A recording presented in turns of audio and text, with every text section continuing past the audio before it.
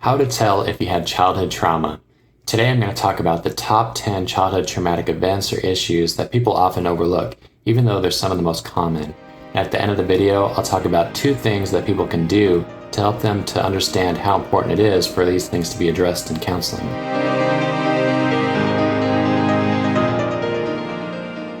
When I'm helping someone to explore whether or not they're impacted by childhood trauma, one of the first things I might do is actually go over some examples of what childhood trauma can actually look like. When people think of the word trauma, they might be more likely to think of some singular event where there was a clear threat to life. So things like shootings, assault, natural disasters, these can certainly be examples of things that happen not just to adults, but children as well. However, there are other types of events or issues that people don't easily associate with trauma. And while this list isn't all-inclusive, here are the top 10 adverse childhood experiences that I find people don't initially consider despite how common they are. Number 10.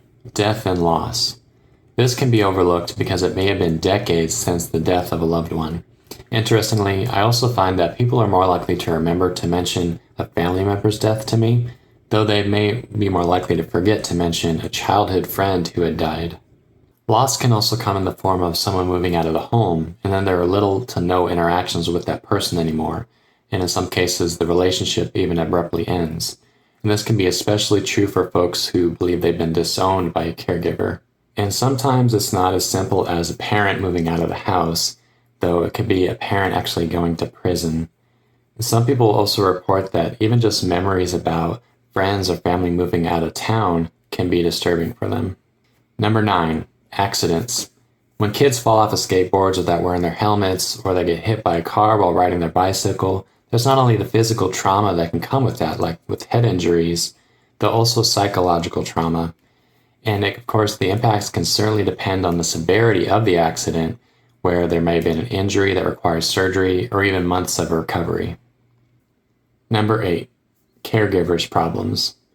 I use the word caregiver because not everyone has a parent, and sometimes it's more of an issue of, say, even like a grandparent instead of a parent.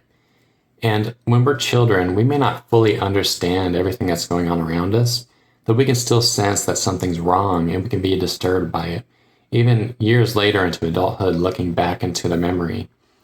And one of those problems is violence, whether it's witnessing domestic violence between your mom and dad, or verbally, physically, or even just like this memory you have about your dad going up to a referee in your high school soccer game and punching him in the face. And witnessing drugs, alcohol use, or even behavioral health crises can be disturbing as well, whether we see it, hear it, or even just learn about something like an attempted or completed suicide of a caregiver. Number 7. Neglect. This can often be overlooked because we often think of trauma as something that's being added more than subtracted. However, neglect is definitely an adverse childhood experience that can have big impacts years on into someone's adult life. Whether that neglect was more of an emotional or physical thing, or if it was more of the basics like food, water, shelter, clothing, or even medical attention or education. And this can also be overlooked because sometimes people would think that if it happened for such a long period of time, say like 5 years, that we can't target it with something like EMDR therapy. And that's simply not the case. We can, in fact, target neglect with something like EMDR. Number 6. Early sexual experiences. Besides the more clear examples like molestation, there are other types of sexual experiences that people can find disturbing as a child. One of those examples is being exposed to porn at a very early age, and another example being witnessing a caregiver's sexual behavior, whether it was seen or just heard. And also sometimes people don't take into account their own sexual behavior, like if someone has this memory that they're really ashamed of when they acted out sexually towards another child when they were also a child. Number 5. Emotional, verbal, psychological abuse. This type of abuse is most difficult to recognize because it can be hard for anyone to tell when someone's playing with their mind, and this is especially true for children. Unfortunately, children can have caregivers who do things like guilt tripping, gaslighting, or intimidation to get their way, or they do things like calling their children names, blaming them for their mistakes, or even suggesting that they're not good enough or never will be. Number 4. Physical abuse. While there are more clear forms of physical abuse, like being punched in the face by a caregiver, it's harder for some to consider other things like spanking as abuse. However, studies continue to show just how psychologically harmful it is for adults to hit children. Still, people keep themselves convinced that their grandpa hitting them with the belt whenever they acted up made them into a better person. And unfortunately, it's beliefs like this that keep things like anger problems and violence repeating throughout generations. Physical abuse can also look like being made to do things such as standing in a corner or being made to hold heavy objects for multiple hours. Number 3, divorce. While this certainly relates to loss, this really deserves its own category.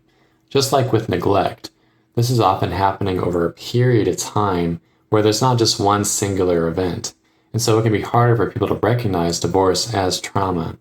Divorce is so common that people can more easily be dismissive about just how impactful it really is. Number 2, trauma before we can remember. Before I get to number 1 on the list, it's important to mention how it's actually possible to experience trauma during the ages of childhood for which there's no memory, including even before being born. Examples of this can include what's already been mentioned on this list, like domestic violence, though another example of something that can happen even before being born is like an unborn child being exposed to drugs or alcohol. It's also important to mention something called intergenerational trauma. There's a growing body of research that shows just how much the historical events that past generations experienced can have a direct biological impact on someone to be born even decades later.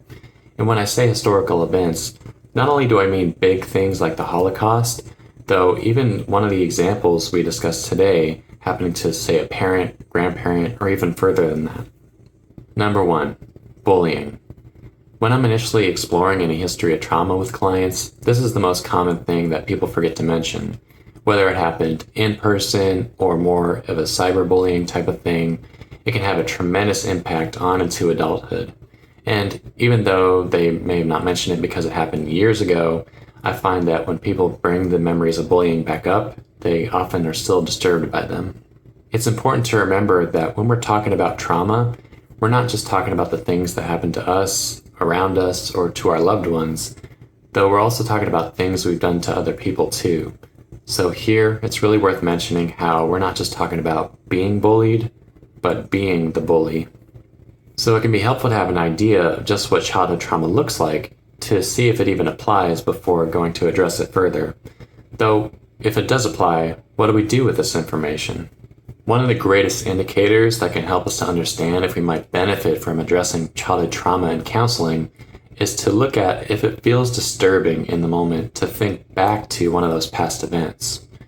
And there's another thing that can be done if someone just has a suspicion that some childhood trauma or childhood trauma altogether still impacts them in their everyday life.